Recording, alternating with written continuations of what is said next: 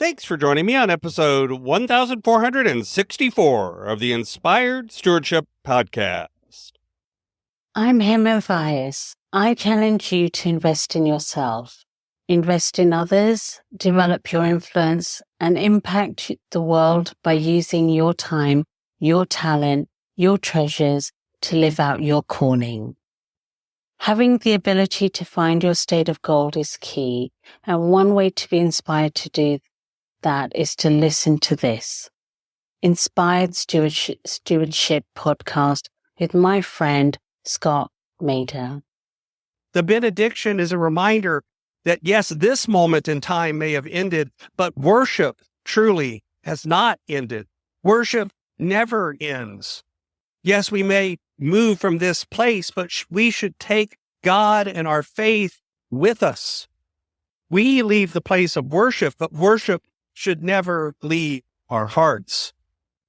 Welcome and thank you for joining us on the Inspired Stewardship Podcast. If you truly desire to become the person who God wants you to be, then you must learn to use your time, your talent, and your treasures for your true calling. In the Inspired Stewardship Podcast, you will learn to invest in yourself, invest in others, and develop your influence so that you can impact the world. In today's Spiritual Foundation episode, I talk about 1 Kings chapter 2, verses 10 through 12, and chapter 3, verses 3 through 14. I share how we often need to remember that perfection isn't what we were asked to be, and I also share how we need to carry the word on out of service. 1 Kings chapter 2, verses 10 through 12, and chapter 3, verses 3 through 14 says, Then David slept with his ancestors and was buried in the city of David. The time that David reigned over Israel was 40 years. He reigned 7 years in Hebron and 33 years in Jerusalem. So Solomon sat on the throne of his father David, and his kingdom was firmly established. Solomon loved the Lord, walking in the statutes of his father David, except that he sacrificed and offered incense at the high places. The king went to Gibeon to sacrifice there, for that was the principal high place. Solomon used to offer 1,000 burnt offerings on that altar. At Gibeon, the Lord appeared to Solomon in a dream by night, and God said, Ask what I should give you. And Solomon said, You have shown great and steadfast love to your servant my father David, because he walked before you in faithfulness, in righteousness, and in uprightness of heart toward you, and you have kept for him this great and steadfast love, and have given him a son to sit on his throne today. And now, O Lord my God, you have made your servant king in place of my father David. Although I am only a little child, and I do not know how to go out or come in, and your servant is in the midst of the people whom you have chosen, a great people, so numerous they cannot be numbered or counted. Give your servant, therefore, an understanding mind to govern your people, able to discern between good and evil, for who can govern this great people of yours? It pleased the Lord that Solomon had asked this.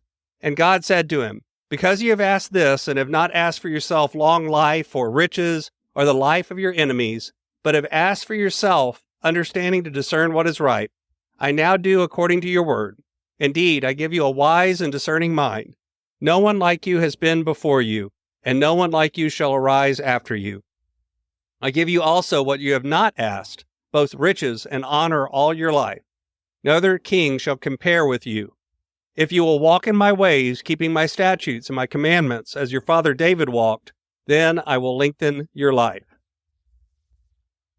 So I've been talking about the story of David, and now we're turning to his son and the king after him, Solomon. And when we've been talking about David, we've talked a lot about questionable antics and some bad behavior. And now we move from the man after God's heart, David, to Solomon, also known as Solomon the Wise. This idea of wisdom and passion for living and for life and worship that doesn't always seem to work together. And here we're maybe supposed to begin to see something in the combination, something in this merging of the head and the heart, the intellectual and the spiritual, wisdom and feeling. as part of what we do to express faith and commitment to God. Notice, by the way, it's pretty clear, both from David's story and going forward and from this point with Solomon's, that God is not looking for perfect people to step up and lead. David was clearly a work in progress and made many mistakes. Even late in his life, he still struggled with flaws and foibles that constantly got in his way and tripped him up. So surely Solomon has learned from the weakness of his father. But in fact, he too is flawed. And right here in this text, notice Solomon is hedging his bets a little bit. There's a passage in there where it says, Solomon loved the Lord, walking in the statutes of his father David, except, or sometimes it's translated as only, he sacrificed and offered incense at the high places. So yeah, he loves the Lord, only he's sneaking out and going to the high places and burning a little incense and leaving a little sacrifice now and then. If it's not clear what this is about, it should be clear from the context that the writers of 1 Kings disapprove of this action. Remember, back in Deuteronomy, it was declared that when God brings the people out, they're to worship in the place that God declares, the place where God will reside. So to go out and pay attention to the high holy places, this is the places of the Canaanites. This is the places of the people that lived there before and still live there. It's almost like you're going out and sacrificing to other gods. And it's clear that there's still a lot of risk in having a king at all. And here they're making clear that Solomon isn't perfect. But that shouldn't bother us, because God can use imperfect people. He can use any of us, even those of us that are inept, uncertain, and wavering. In fact, notice it's at one of those high places where the Lord appears to Solomon. It's right there when he's going out to do some of those sacrifices that maybe people don't approve of. That's when God shows up.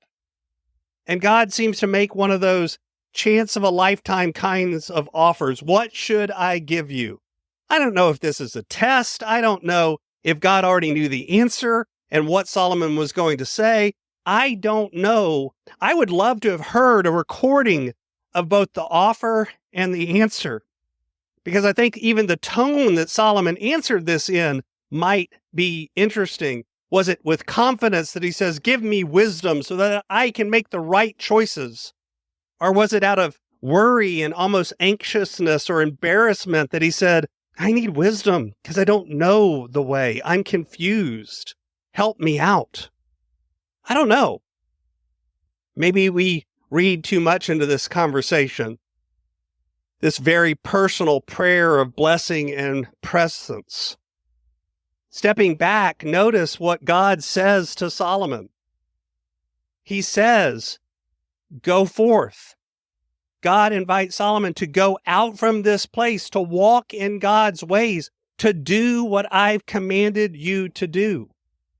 He gives him a benediction, a moment of blessing. He's imparting on him both a blessing and he's giving him a charge or a command. This is what happens to us in worship as well. We come together and hear the word, but then we're told to go out and carry that word out from the service. The benediction is a reminder that, yes, this moment in time may have ended, but worship truly has not ended. Worship never ends. Yes, we may move from this place, but we should take God and our faith with us. We leave the place of worship, but worship should never leave our hearts. Thanks for listening. Thanks so much for listening to the Inspired Stewardship podcast. As a subscriber and listener, we challenge you to not just sit back and passively listen, but act on what you've heard and find a way to live your calling. If you enjoyed this episode, do me a favor. Go over to facebook.com/inspired stewardship and like our Facebook page and mark it that you'd like to get notifications from us so that we can connect with you on Facebook and make sure that we're serving you to the best of our abilities with time and tips there. Until next time, invest your time, your talent, and your treasures. Develop your influence and impact the world.